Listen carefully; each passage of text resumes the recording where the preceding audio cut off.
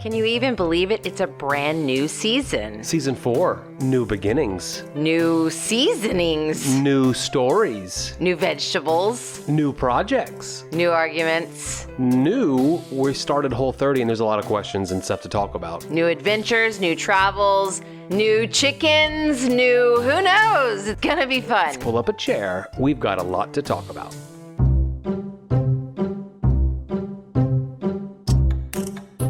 No, what I'm telling you. No, I'm telling you. No, what I'm telling you. I'll let you tell me. People that have their lives geared in seasonal ways do things in seasonal ways, no matter what you're talking about. The beginning of September is a perfect time for the first episode of a new season because there is so much stuff going on. You know it, South Texans. You know what season it is. It is the garden kickoff season. It's funny because I ran into somebody today. We were talking and we figured out how we knew each other. And as soon as I say Aislynn, that doesn't always click, although it clicks a little bit. But then I say farmer's market and they're like, oh yeah. And then he's like, oh, so are you still in the farmer's market stuff? And I was like, no, but I'm a farmer. And oh yeah. And he, yeah, it's been a bad season. And I was like, well, depending on what kind of farming you're doing. I don't really call it bad necessarily because I see things a little differently than other people do. I actually think it's been a really educational season. There was a lot of produce that came out of the garden this year. You send out an email to those that have subscribed to your newsletter at the beginning of every month. Yep. Try to anyway. And that's always going to be a time for me to really see the large picture of what the month is going to look like as far as having people out here. Right. Yeah. What we're going to be doing, how many meals I'm making you cook. New season of the podcast. Yeah. It is now time for us to start doing food events because the weather's cooled off. Yep. Gardening classes where people come onto the farm. Guess who I talked to today? Chris Prado. He was my first chef that I did a farm to table with. We did 3 farm to tables in a row. He's like, I'm ready, let's do it. He's ready, let's do it? He's ready, let's do it. We're thinking like a November abundant harvest event, sort of a November abundant harvest farm to table. That's the actual guest chef from a 5-star restaurant coming to the farm to cook for a ticketed item. Yep. What else you got going on? Well, one of the new chapter-changing events that's about to occur in September, or is occurring in September, is Whole30. We started today. Exactly. Day 1. And we have to think about and talk about how is that going to play into... Everything? Everything. Everything. I don't want to go anywhere. I just want to stay home Yeah. because I don't want to be tempted by foods out there in the wild environment. Yeah, it is a fascinating thing. But you're right. If we're going to have food events on the farm in September, it's a great time to educate people about... I don't even care about educating people. Right. Well, and that's... I don't care about education. educating people about Whole30. But the education is this. I'm telling my story. We're not sitting here saying, do this, you have to do this. No. We're just telling you what we're doing. That's right. Okay? And then on top of that, the education element of it is to show you how delicious it can be. Farm to table, Whole30, delicious foods that you can prepare in your own home. But I'm not even saying like rush home and do the Whole30 diet. No. I'm saying include whole food recipes into your daily lifestyle diet. I had to tell a couple people what I was up to today. People at the office and whatnot. And as I did, their eyes just got wider and wider. Like, what are you going to eat? What are you doing? What exactly are you doing? We'll get there. We'll get there. Okay, so here's another example of that. I had to go into town to get my glasses, which is about 6 years coming. Thank God. And if you saw any videos of me online over the last 3 weeks, you've seen me with a safety pin in my glasses. I like how you just wore it boldly and didn't give a heck. I do not give a shit what anybody thinks about how I handle my own business. Thank you very much. I asked you today, you said, I got my new glasses. Do these come with a safety pin? Because that's a trend. I know. I'm setting a safety pin trend. That you could totally set. Yeah.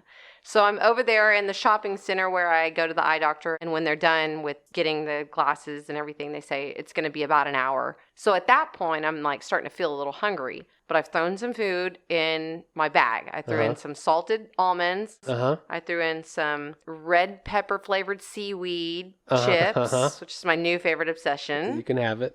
And then a cured pork stick that I had purchased from Thrive to make sure I had things on the plane and, whatever. Yeah. And I looked at the ingredients, and the ingredients are spot on. They meet the deal, right? So that's a good little snack package I took with me to town so that I could eat.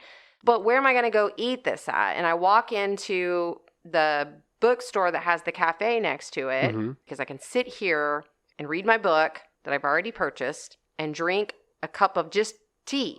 Like they make tea there. It's a coffee shop, but they make tea there. And they have a sign on the door that says... No milk, no sugar. Right. Well, they have a sign on the door that says, please do not eat anything inside our shop or on our porch that you didn't buy here. Right. And I like to be respectful of those rules. It's kind of like when we went into Lucy's yesterday and I brought in my own bowl of bouillabaisse because I'd picked it up from the farm-to-table restaurant that's not serving in-house yet. Walked over there, but... When you go into these places, I thought out loud, I don't think they're going to care, and I'm going to spend some money here in order to like weigh that out, right? But here's the thing. F the rules post-pandemic. It's not even just F the rules post-pandemic. It's F the rules when you don't serve anything in your restaurant that I can eat. Sure. So when the sign was up, I was respectful. I went up, I bought tea. I actually looked at everything on their menu to see, do they have some strawberries I could buy from them? Do they have some grapes I could buy from them? Do they have anything I could actually eat? They do not. So if you don't provide anything that I can actually eat, I'll buy a glass of tea from you, and I'm sit here for 30 minutes and read my book. And I'm going to eat my pork stick. And eat my pork stick if I choose to. So now we're considering the dinner events that we can do in September that match Whole30. Sure. That will also make our clients happy that they paid $44 a seat and to if I'm eat eating food with or whatever. you, I've got to be able to eat the food. Exactly. So what do we got coming up? On September the 24th, this is a big one because this is the first announcement we've done of this. We actually haven't done it anywhere else. We like to do it this way because it's a gift to you guys. Perfect for episode 1. Exactly. It's Dinner Table Talks Salon number 2. That's right. The second one we've ever done. The first one was so good. And it was in May, and then it got hot. We're back. Okay? And this is a bummer for those of you that listen in Germany. Yeah. Or Oregon. Listen, I feel certain that someday those people are going to be wanting to travel to Texas, and I'm going to convince them to come to the coast of Texas and come see my cute little farm down here. So you hear that, you guys? When you're planning that Texas vacation someday, come see me. You come to the farm, we make you dinner, and we have a dinner table talk.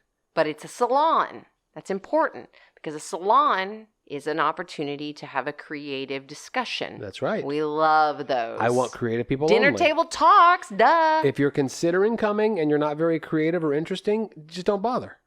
No, that's not true. Oh. Listen, we got everyone engaged last time, and it was super fun, and we had some great conversations. You can go back to episode whatever from season 3 to hear more about that. Now we're doing it with Whole30. Well, some people might be like, why would I want to come to that, right? Well, we got to show off some awesome, delicious food. Well, between now and then, I'm going to have this Whole30 thing down to a gourmet science. Oh, my God. We will only make and prepare and serve the best foods that we have discovered between now, the first day that we're doing it, literally, and then. September 24th in the evening. That's a Saturday. And they go to your website to get these tickets? That is correct. It's AislynnCampbell.com. And it's very limited. It's very limited. We do a small table, and we'll fill that table up, and we'll be done. Then, on September the 28th, we have another event coming up, and I'll do Whole30 with that one. And that's the one my mom and I like to do together.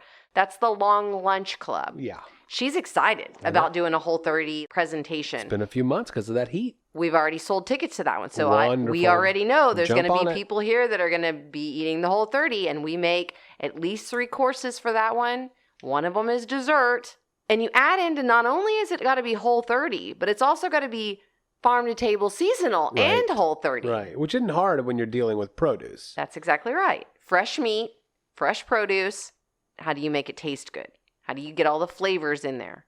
So let's just dive into this thing, okay? We've talked about Whole30 last week and a few weeks before when your mom joined us to kind of give us a primer. Yeah. For 30 days, no dairy, no sugar, that includes alcohol, of course, no grains of any kind. No legumes. Yeah, that means no peanuts. Very specific types of oil. Now, you and I have done sugar fasts, and you've done the gluten-free, and I've kind of gone along with you, certainly when I'm cooking it. Mm-hmm.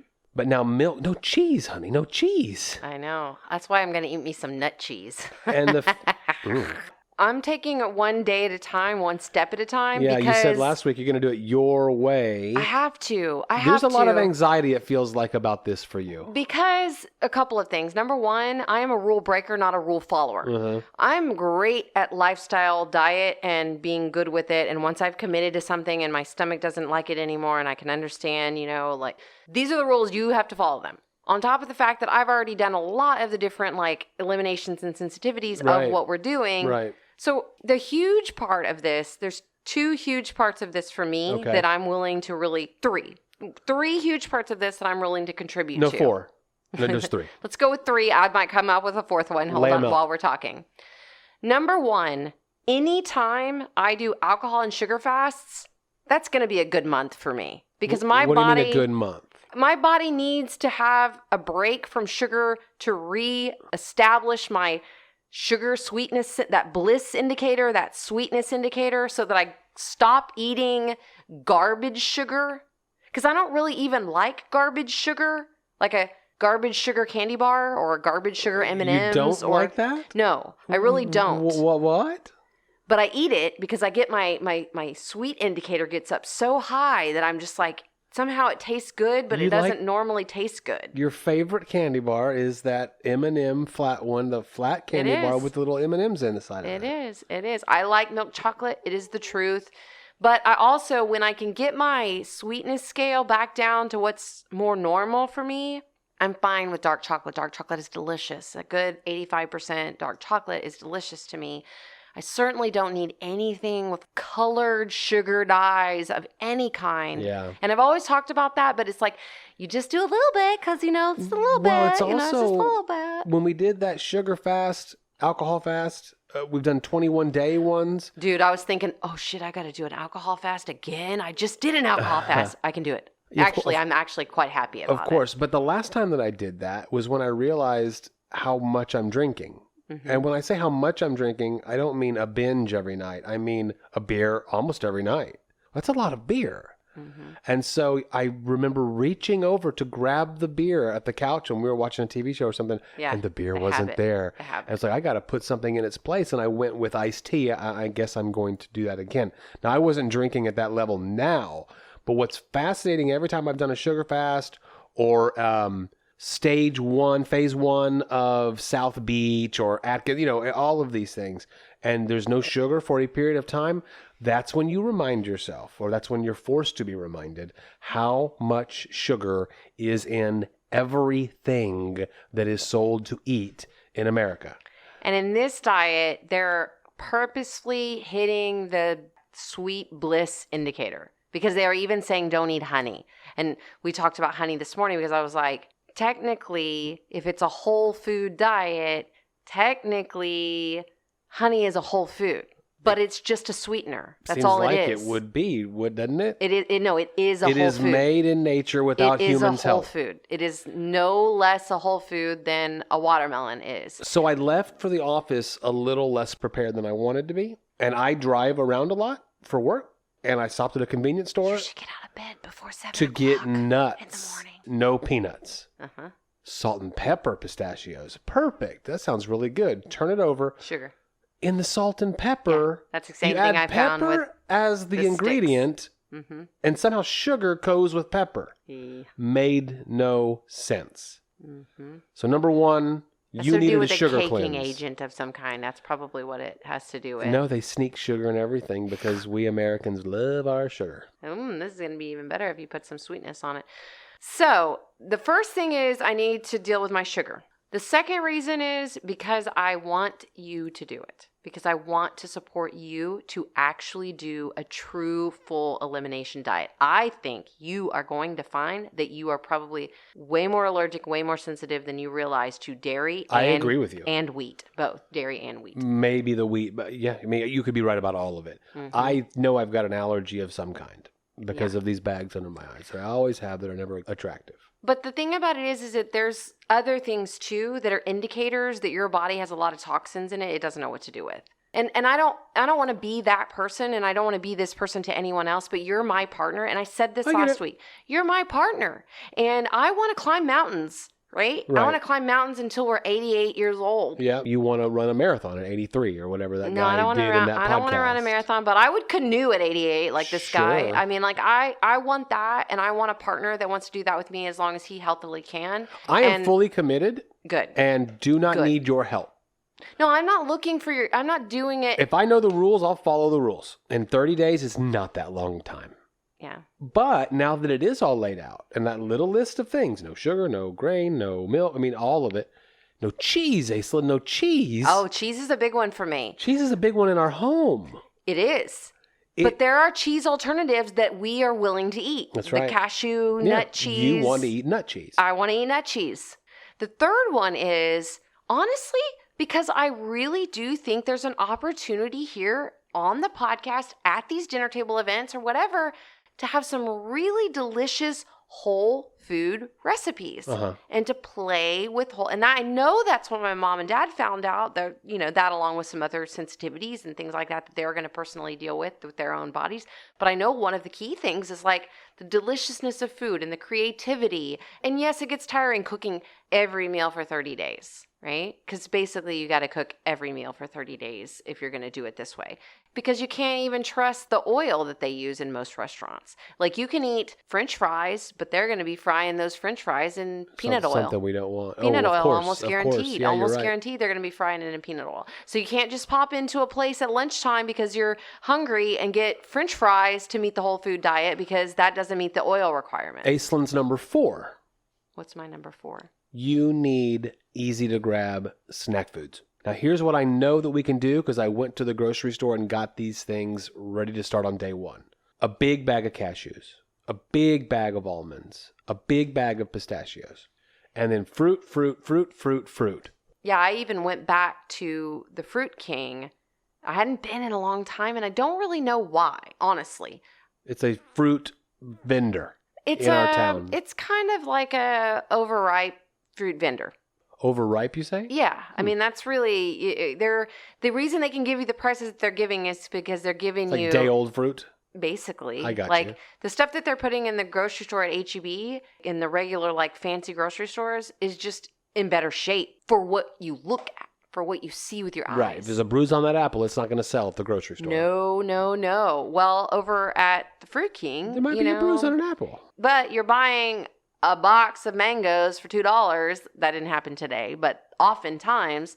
And if you throw away half of them when you've got chickens in your backyard. You're buying inexpensive, all-natural chicken food. Exactly. So I went over to the Fruit King today. My friend, Cassie, who's awesome. She's the Unhinged Homesteader, by the way. You guys should check her out.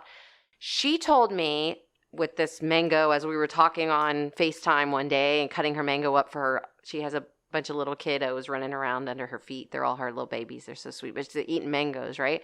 And she's like, no, you got to go to the Fruit King to get your fruit for your whole 30. And ask them about animal feed. Ask them if they've got some overripe. Like, this is not going to sell. Right. Joe, what? It was worth the trip. Yeah? I paid like $25 for like pineapples, mangoes, strawberries, asparagus, an entire bag of poblano peppers, an entire bag, like a big bag, not a little bag, you guys, a big old bag of habaneros. I plucked a poblano cherry pepper tomatoes out of the bag. Yeah. And added it to the taco meat that we'll be having on night 1 of Whole 30, a taco salad. I love taco salad. A shell-less taco. I have to eat it without my cheese and without my chips, though. Now I got to figure out what to do with another 25 pounds of poblano peppers, but I'll get there. Don't worry. Will not be a problem because we love poblanos in this house. Well, speaking of snacks, there's 2 things that are scariest for me about this, and that is not having enough sodium, because that's one of the things that's missing for me. We've been talking about it. And not getting enough calories, right? Yeah. So lots of little salty snacks for me to eat on throughout the day. Well, roasted poblano peppers is one of my absolute favorite things to just eat. I'll just eat it. Roast and salt a poblano pepper, and I'll just eat it. I'll eat 3 or 4 of them. I got all this great produce. I paid like $25 for it. Asked the guy about the feed. I was like, I got chicken. And he was like, I got a lot. What kind of car do you have? And I was like, I got a Suburban. Well, I got a lot. I'll get the Dolly. He filled the whole back of my car up, of the Suburban. He filled it full with rotting fruits and vegetables for me to bring home to the pigs and the chickens and the cows. Right. Steers, actually. I got home and you were over by the gate. The longhorns, yeah. And I had never seen one eat a whole watermelon before. I threw a giant watermelon over there, you guys. It just split right open. Uh-huh. And they were so cute. They were like little kids. They were like... And then the other one was like, no, I don't want it. Yeah. And then the one to me that's like more chill. Uh-huh. Oh, I'll eat anything. He was like licking around at it and smelling it.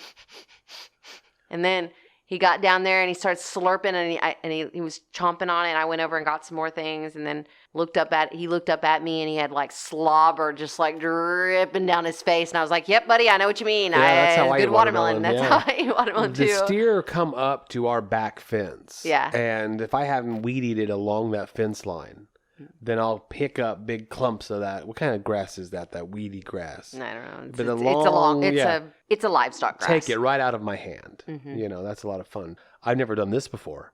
A whole mango. The whole thing. Yeah, this was hilarious. I held it out for one of the steer to give a sniff, and he just goes, and ate it like Pac-Man eating a whole dot. Yeah. And you said, what's he going to do with that pit? Uh-huh. I'd like to think that it was like, and spit it out. It was just the cutest thing. So they got their stuffs. At some point, the pigs will come up and they'll be like, hey, man, we missed the party. There's like avocados and watermelons and all kinds of mangoes and everything.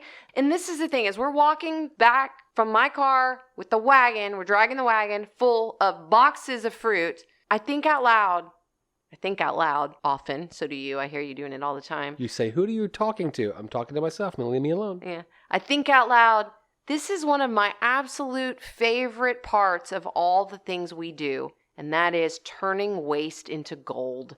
Boxes full of delicious rotting tomatoes and mangoes and all this great stuff. I dump it over there. It's going to break down. It's going to make maggots. It's going to make compost.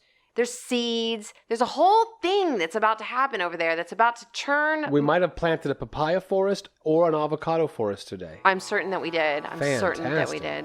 Ooh. Unanswered questions. Well, there was only one unanswered question from last week. Uh-huh. And it was, did I go see you do your stand-up comedy thing? And you did come. I did. I stayed up late. I was at the bar till like 9 o'clock that night. I mean, come on, y'all. I was there for it. You were probably at the bar till about 10 o'clock that night. I even had a drink. I mean, come on. Yeah, it's if I'm going to continue. I was partying hard or something. If I'm going to continue doing comedy there after the whole 30 is over, I'm going to have to talk about their beer selection. Or just don't drink their shitty beer and just... I'm going to, have them bring in better beer. Skip the beer. Let's not get ahead of ourselves. It was fun to watch you up there. The comedians made me laugh. I'm going to say something about your act, but I'm going to say something about the whole experience. Go ahead. You were too smart for that audience. Several times you said things that I was like, I don't think this audience is quick-witted enough to understand that joke. Although people were laughing. Right. You held the room, which you do. Yeah. That's the thing. Whenever you told me you were doing this, I was like, so what? He can go up there for 5 minutes and hold a room and make people laugh. That's easy. That's the easy part, right? Now you got to come up with some really funny jokes that make it worth my time to stay out at a bar at 10 o'clock at night that has shitty beer, which I'm not going to drink the beer anyway, but it has shitty cocktails even. Yeah, I've done it twice now. And I've learned a lot about not just doing it, but about the scene, the local comedy scene. Yeah. And about what open mic nights are.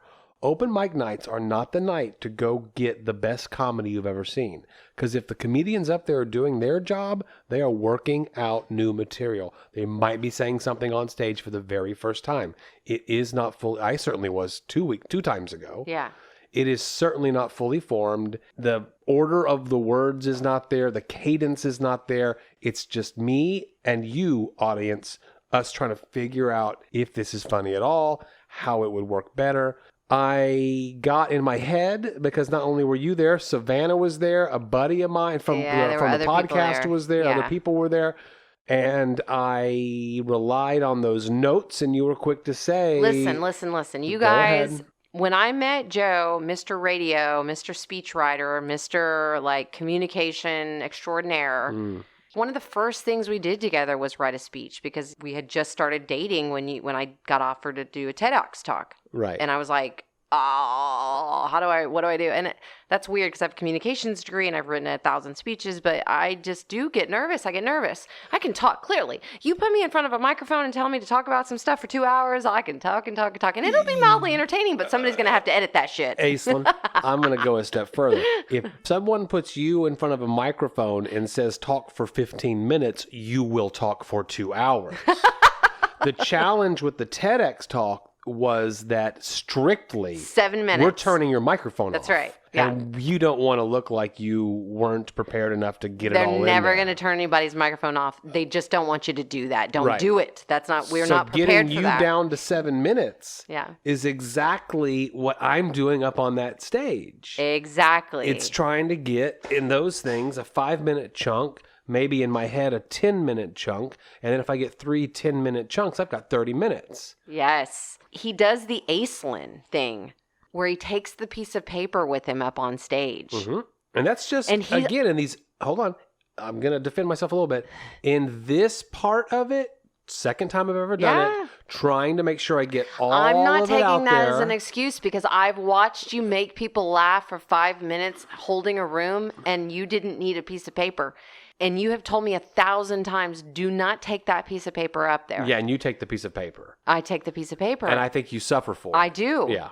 The only mistake you made was taking the piece of paper. I'm never taking the piece of paper again. And the interesting thing about it was the story that he told, which is the one that he turns into a joke that he makes everyone really laugh. I've heard him, I could tell the story. That's how many times I've heard him tell the story. Yeah. So he didn't need a piece of paper to tell a story he's told 8 billion times. You're not exactly right, but you're very, very close. I'm very, very close. Let me tell you what's going to happen next time. Yeah. And if you're listening and you're in Corpus, you're going to hear it here. Yeah. This is going to be this coming Thursday. This coming Thursday, I am going to go up. See, if you listen to Dinner Table Talks, you get to know the secrets. Yeah, if you're listening to this Dinner Table Talks, thank you. Tell a friend. Aww. And then know that you have first dibs on the Dinner Table Talks Salon. Yep. And I'm not telling anybody else that I'm going up. Secrets. When you come to our dinner table, you get in on the goods. But I'm going to tell you exactly what I'm going to do. Okay. I'm going to go up with an unformed thought in my head and purposefully have to put it together up there. And if I get lost or if I get paused, I'm going to purposefully do crowd work. I'm going to have to go up there with nothing. Yes. That's soon. You have to go up there with nothing. Listen, you guys. And then in about 2 or 3 months, I'm going to make a big grand announcement. When he finally got over the little stupid paper hump, he was hilarious. He held the room and it gets me excited. And I'm like, okay, dude, let's do it. Let's bring more of that to the table. Let's show everyone the Joe and Aislynn show, which is, so I'm like sparked by this is how our creative flow works. This is exactly how our creative flow works. The trick with us is that we have to be really careful about overcommitting because we tend to overcommit. That's why I'm only going every other week or so for now. I'm glad that we're starting out the new season of this podcast with a little bit more, we're better at it. Maybe that's the way to say it. We're better at it. We know what we're doing now, and now we're a little bit more on par. I text on par. I don't know what that means. I just said words. That's what you do on the microphone. I know. That's what you just keep rolling, and then you make fun of yourself if you make a mistake. That's how I do it. I texted your mom today. Our last meal was fried rice because we can't have rice for 30 days. And it was really good, too. Like the best fried rice you've made in a while. It was the best fried rice I've maybe ever made. You're right. And I can do that again with cauliflower rice. Yes. And we've done that during before. the 30 days. And we've talked about all of this on the show. And I almost didn't even want to talk about it because we've talked about fried rice several times. A billion times. It's like a staple food. But I want to hold up my fingers as we identify the Aislynn Campbell grown vegetables that went into last night's fried rice. Make your rice. Get it cooled off and put it in the fridge. That's the secret.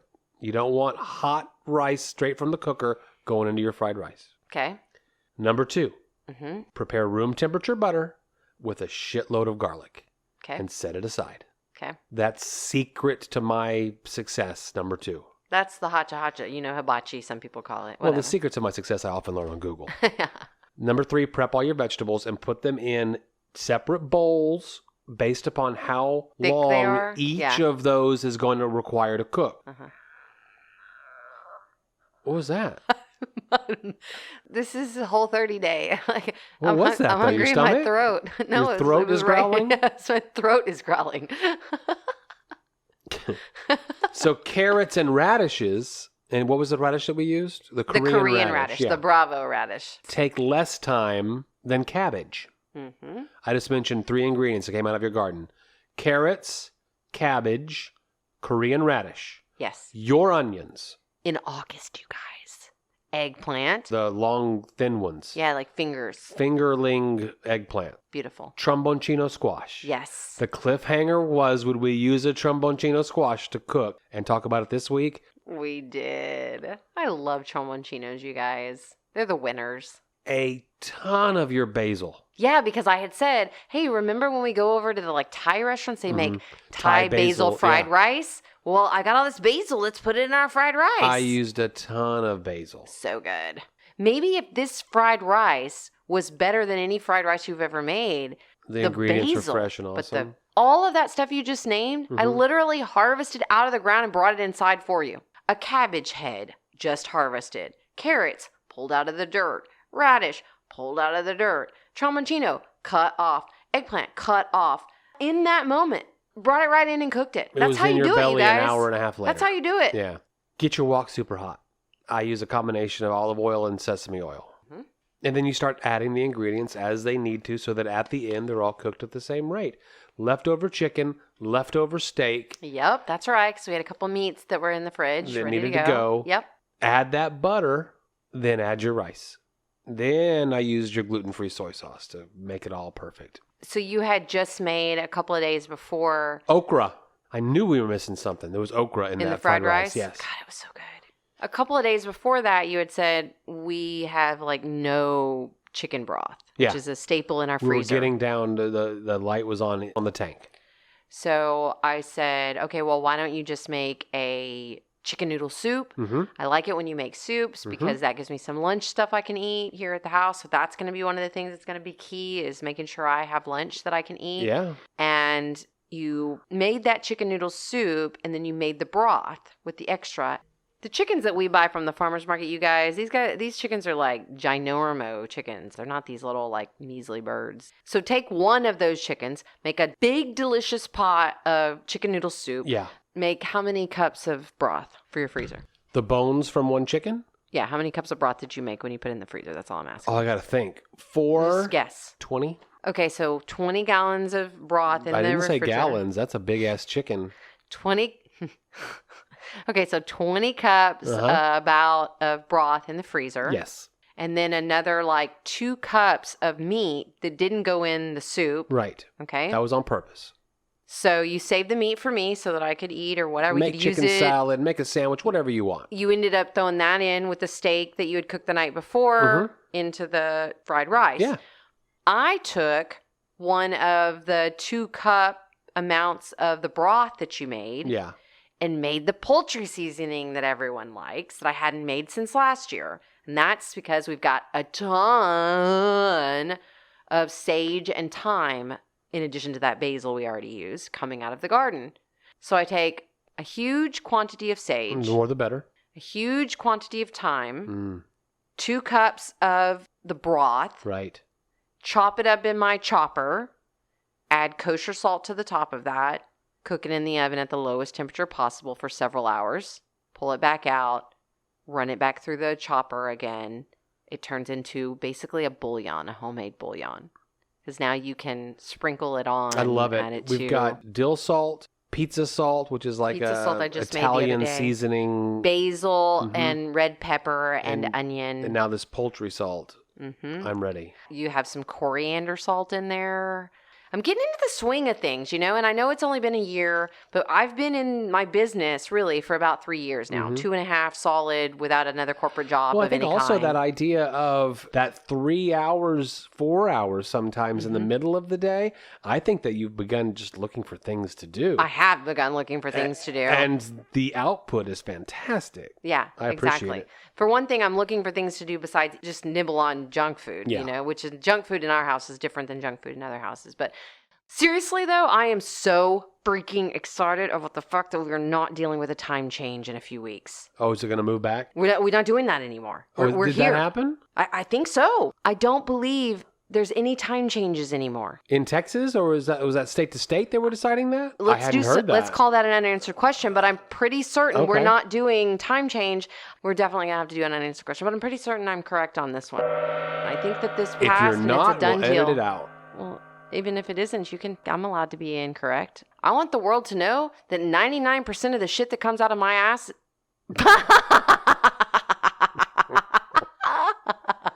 I think you just made your point. You don't have to continue. Hey, someone's at the door. Hey, look at your mom. She did come. All right, welcome. Vicky, have a seat and join us at the dinner table.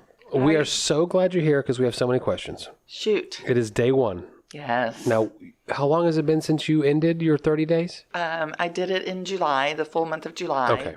So it's 31. A month. So right before we went to Hawaii. Right. This is what we were talking about before you got here. Number one, easy to go snacks, snacky type food. The chips are gone. All that's gone. We actually pre-prepared a lot of fruit. Fruit. And fruit. That's what we ate. And we really broadened our sense of fruit, like apples, pears, grapes. We were cutting up mango before you got here. Melons. I went to the Fruit King and got lots of stuff. Yeah, that's good. Because that's what we would eat. And then actually now that's what Paul still eats. Now that he's maintaining not eating sugar. Dates is good. Those medjool dates. I did not get dates. They're pure sugar. They're not a compliant sugar. They are, yeah. And Paul loves them, and he buys them, and they're a little dry and a little chewy, and that's kind of like his chocolate bar. Aislynn's whole jam is salty snacks. I guess nuts. Is that nuts limited to nuts? Yeah, there's not much else.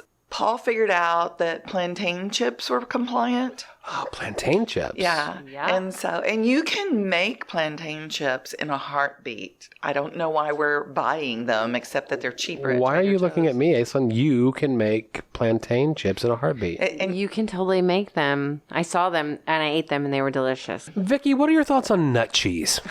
Oh my God. Can we really go into that? Oh shit. It's a little cleaner after the 30 days of the whole eating.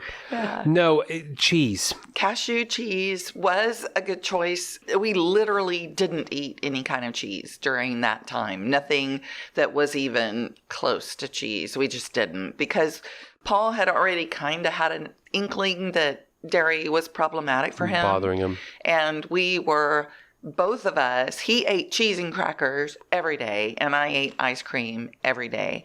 And so we just kind of avoided dairy. Okay, so when you did your taco bowl, I know that's one of the dishes you really enjoyed. Mm-hmm. Y'all didn't do a cheese type of substitute, anything like that?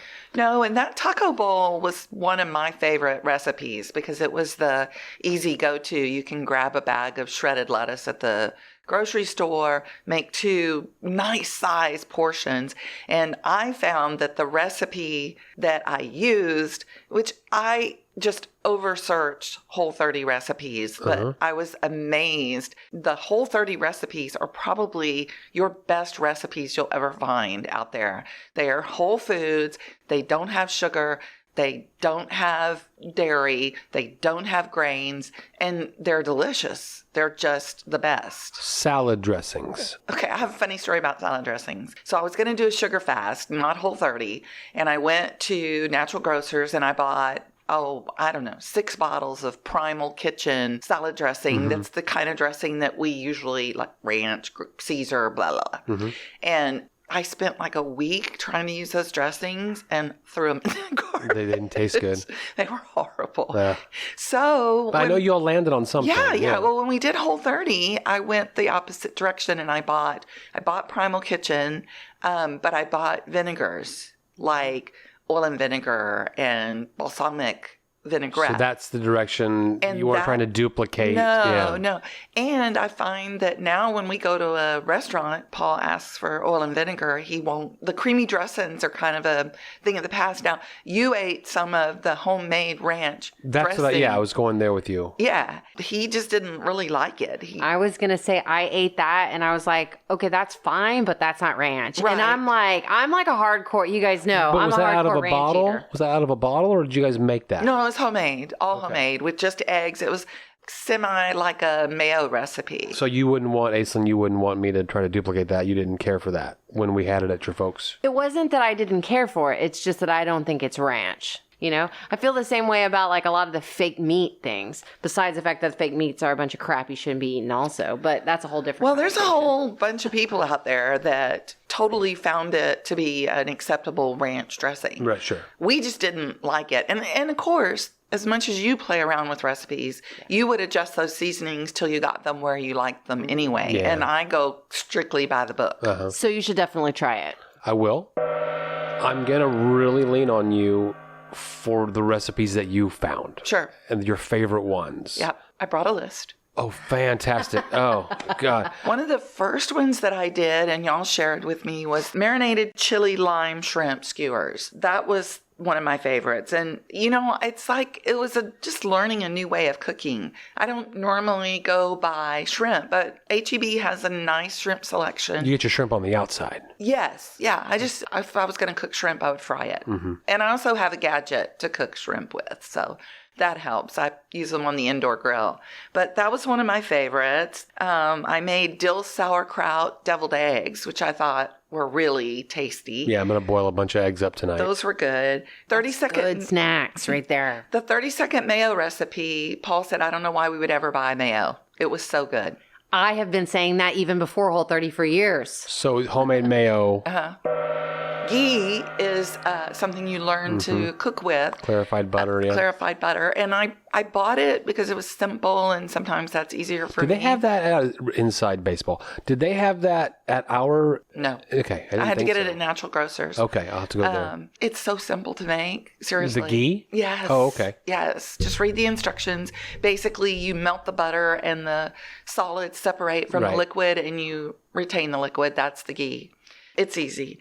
Another one of my favorite things that I made was, y'all also ate the spicy pineapple jicama guacamole. Yeah. So you get real creative with a few more flavorful things in your guacamole than our usual. So that was a change up. And you also got to remember that in the Whole30, you're not consuming sugar and you're not consuming carbs a lot other than fruit. Right. So your pastas, your bread, you're not consuming that. So your calorie, while I don't count calories and calorie intake is not important to me, your nutrition is affected because you're not getting the same number of calories coming in that you had. So your body now is going to start adapting. So the guacamole with the pineapple and jicama in it was flavorful, but you picked up jicama and pineapple, which adds to your fiber content for the day and a little sweetness in your day. And avocado is your protein.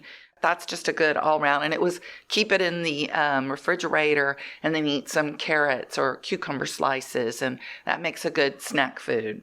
I can eat guacamole with a fork. I'm fine. Yeah. Yeah. It's a little different when you're like out at a restaurant and you order like something and you have to like share and dip with people and all that. But when I'm at home, I'll just eat a bowl of guacamole with a fork.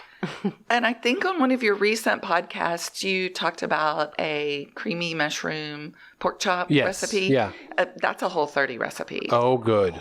Did you put coconut milk in it? Yes, I did. That was delicious. Yeah, that's a Okay, Whole30, good. and that recipe is So we'll call that every really Monday, good. and then every Tuesday it's grilled shrimp, and then every... I like grilled shrimp. That was one of those things that Paul really liked, and he wanted me to repeat. One of my other favorite recipes was the creamy salmon sweet potato.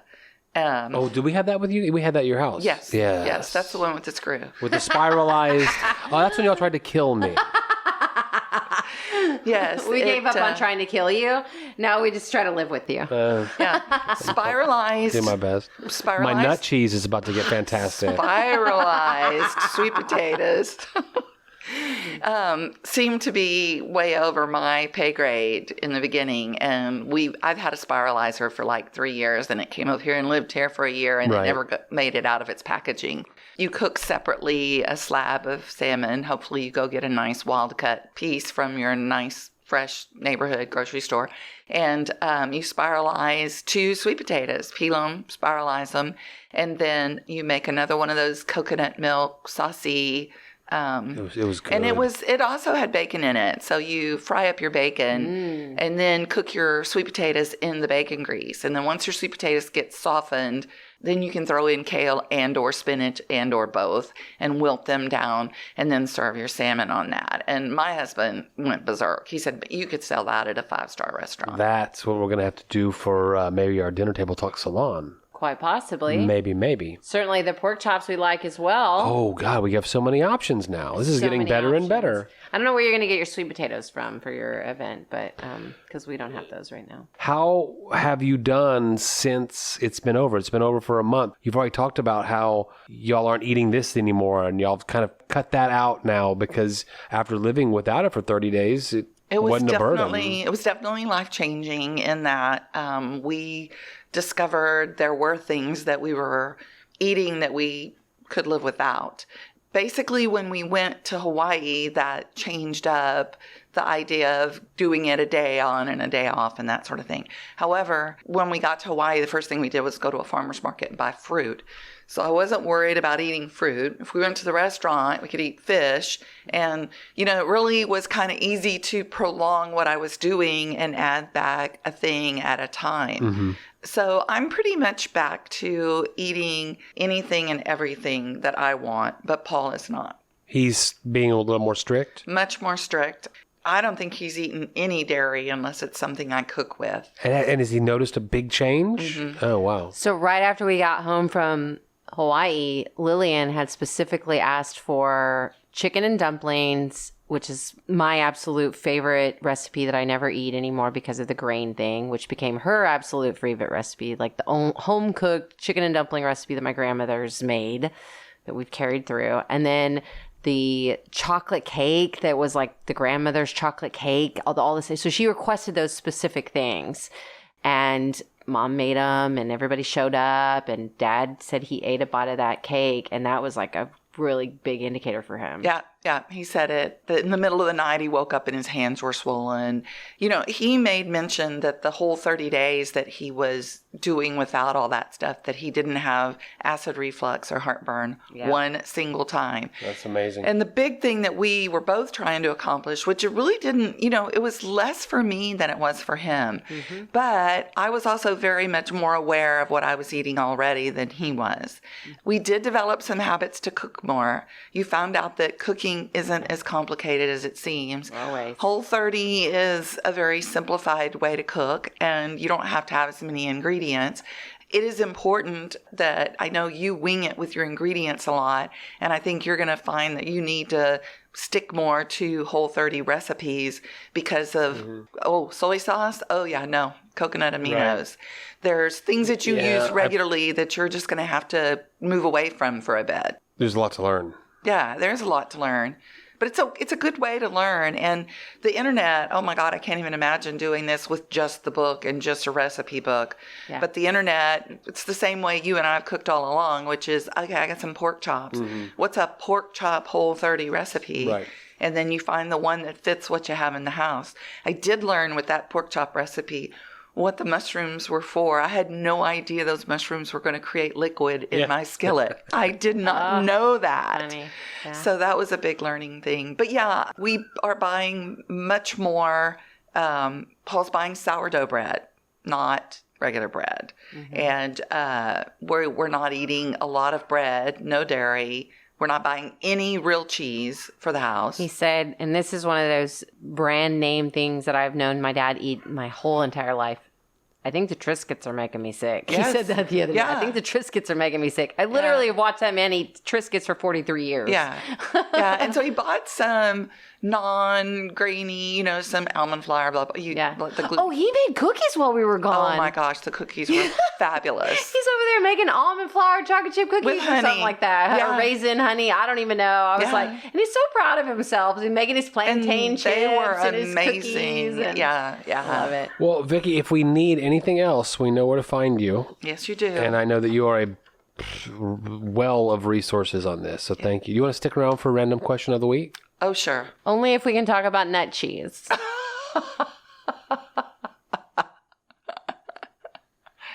That's cashew cheese, by the way. For those that have already gone deep into the sewer with that comment. Well, hey, while we're in this intellectual vibe, why don't you kick over a question that we can deep dive into?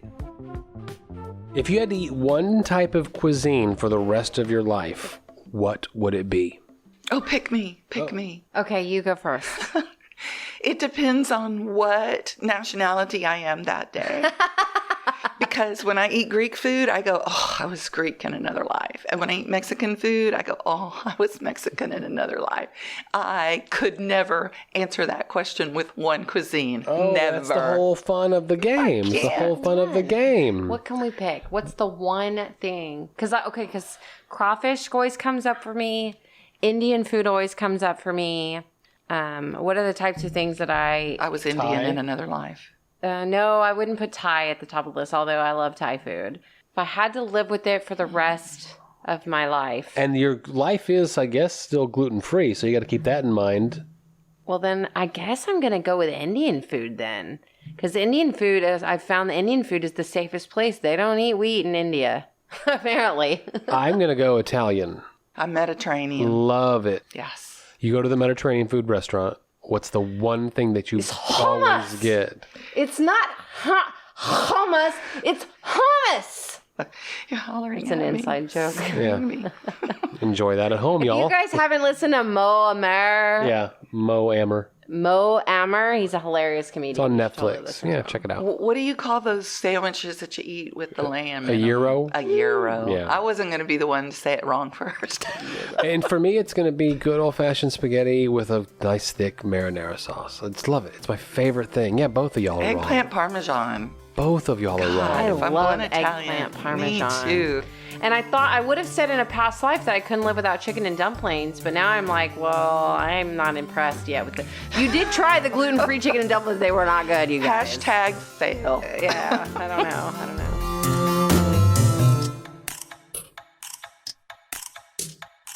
What are your thoughts on nut cheese? Well, thank you so much for listening to another episode of Dinner Table Talks. We will be back next Monday with a fresh episode. In the meantime, Hit us up on social media, send us an email, DM us, whatever. We want to hear from you. and we hope that you're enjoying the episodes as much as we enjoy creating them for you.